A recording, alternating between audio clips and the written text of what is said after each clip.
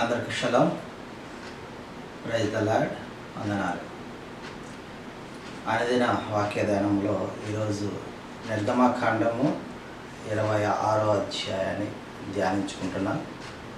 26వ అధ్యాయంలో మొదటి వచనం, మరియు నీవు 10 తెరలతో ఒక మందిరమును చేయవలెను.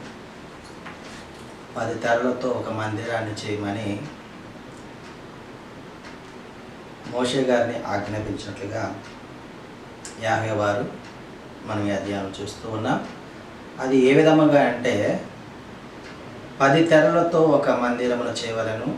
నేల ధూమ్ర రక్త వర్ణములు గల పేనిన సన్నపు నారతో వాటిని చిత్రకారుని పని అయిన కేరూబులు గల వాటిగా చేయవలెను. తెర పొడవు 28 మూరలు, వెడల్పు 4 మూరలు. ఈ తెరలకు కొలుకులను ఏర్పరిచి గుండీలతో మరి ఆ తెరను కలుపుట ద్వారా ఒకటే మందిరముగా ఏర్పడును. మందిరము పైని మేక వెంట్రుకలతో తెరలను చేయవలెను. 11 తెరలు చేయాలి. ఈ 11 తెరలలో 5 తెరలు ఒక కూర్పుగా, 6 తెరలు ఒక కూర్పుగా చేయాలి. ఈ తెరల పొడవు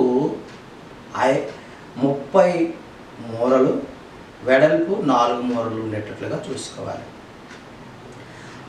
5 తెరలు ఒకటిగాను, 6 తెరలు ఒకటిగాను కూర్చాలి.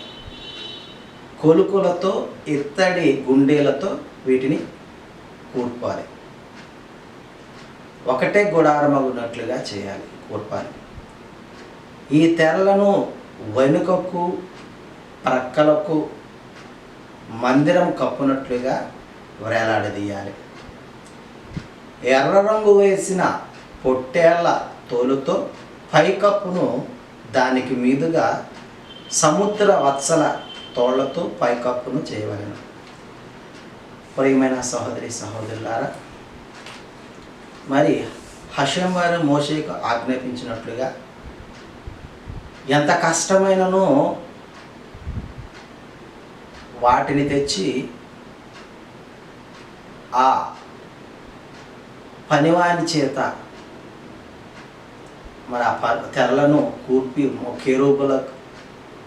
కేరూబులను ఆ తెరలపై వచ్చినట్లుగా చిత్రకారుడు మరి పని చేయటం వల్ల ఆ కష్టమైన పనిని చేస్తూ హషేం వారి మాటను తూచా తప్పకుండా పాటించినట్లుగా మనం ఈ అధ్యాయంలో ఈ వచనములలో చూస్తూ ఉన్నాం.